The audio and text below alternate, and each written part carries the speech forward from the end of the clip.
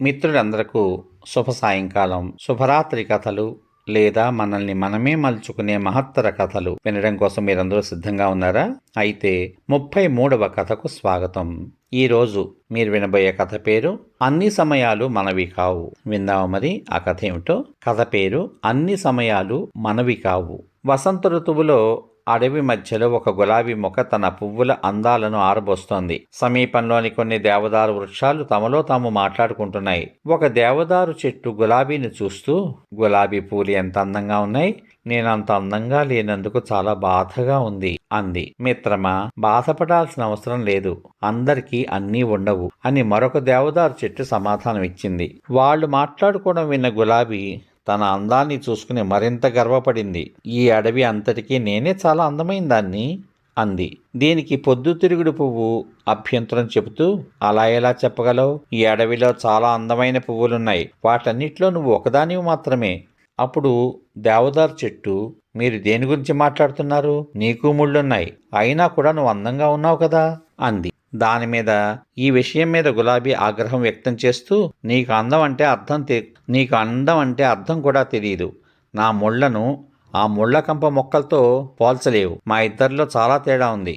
నేను చాలా అందంగా ఉన్నాను, అది లేదు అని చెప్పింది. నువ్వు అహంకారంతో ఉన్నావు గులాబీ అని అంటూ దేవదారు చెట్టు తన కొమ్మలను ముళ్ల మొక్క వైపు పక్కకు వంచింది. వీటన్నింటి మధ్య ముళ్ల మొక్క మౌనంగా ఉండిపోయింది. కానీ గులాబీ కోపంగా ముళ్ల మొక్క దగ్గర నుండి తన వేళ్లను పెకలించడానికి ప్రయత్నం చేసింది. కానీ అది సాధ్యం కాలేదు. కాసేపు ప్రయత్నం చేసిన తర్వాత ముళ్ల మొక్కతో అంది, నువ్వు పనికిరాని మొక్కవి, నీలో అందం లేదు, నీ వల్ల ఎవరికీ ప్రయోజనం లేదు, నీతో కలిసి ఉండాల్సి వచ్చినందుకు బాధపడుతున్నాను అని గులాబీ కోపంగా ఆ ముళ్ల మొక్కతో చెప్పింది. గులాబీ మాటలకు ఆ ముళ్ల మొక్క ఎంతో బాధపడింది. కానీ భగవంతుడు ఎవరికీ అర్థం లేకుండా జీవితాన్ని ఇవ్వలేదు అని మాత్రం అంది. గులాబీ ఆ మాటలను తీసిపారేసింది. వాతావరణం మారిపోయింది. వసంతకాలం వచ్చింది. ఎండ వేడిమి పెరిగి చెట్లు మొక్కలు ఎండిపోవడం మొదలయ్యాయి. గులాబీ కూడా వాడిపోవడం మొదలైంది.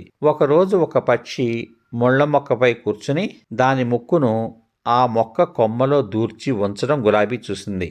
కొద్దిసేపటికి ఆ పక్షి విశ్రాంతి తీసుకోవడం వల్ల కొద్దిసేపటి తర్వాత ఆ పక్షి ఎంతో ఉల్లాసంగా అక్కడి నుంచి ఎగిరిపోయింది. గులాబీకి ఆ పక్షి ముళ్ల మొక్క మీద కూర్చుని ఏం చేసిందో అర్థం కాలేదు.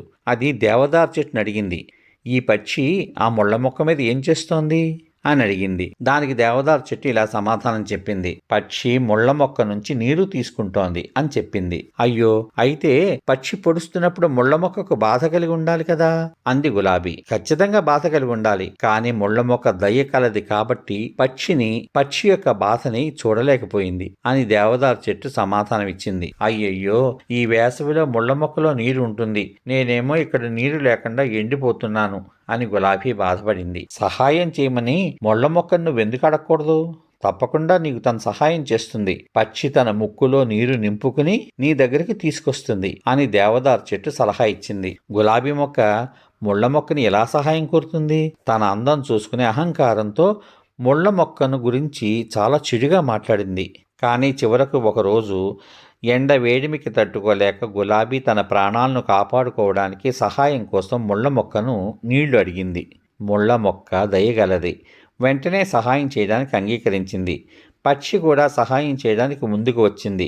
అది ముళ్ల మొక్క నుండి నీటిని గ్రహించి తన ముక్కును నింపుకుని ఆ నీళ్లను గులాబీ మొక్క వేళ్లల్లో పోసింది. గులాబీ మొక్క మళ్లీ తాజాగా వికసించింది. ఒకరి రూపాన్ని బట్టి వారి మీద అభిప్రాయం ఏర్పరచుకోకూడదని గులాబీ అర్థం చేసుకుని ముళ్ల మొక్కకు క్షమాపణ చెప్పింది.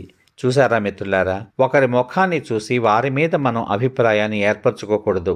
మనిషికి బాహ్య సౌందర్యం కాదు, అంతరంగ సౌందర్యం ఎంతో ముఖ్యం. అందుకే అంటారు పెద్దలు, అన్ని సమయాలు మనవి కాదు. మనకి సమయం వచ్చినప్పుడు తప్పనిసరిగా మన మానసిక సౌందర్యం బయటపడుతుంది. ఆ మానసిక సౌందర్యం పెంచుకోవడమే ఈ కథ యొక్క ముఖ్య ఉద్దేశం. మళ్ళీ మరొక మంచి కథతో రేపటి భాగంలో కలుసుకుందాం. సర్వే జనా సుఖినో భవంతు. శుభరాత్రి. స్వస్తి.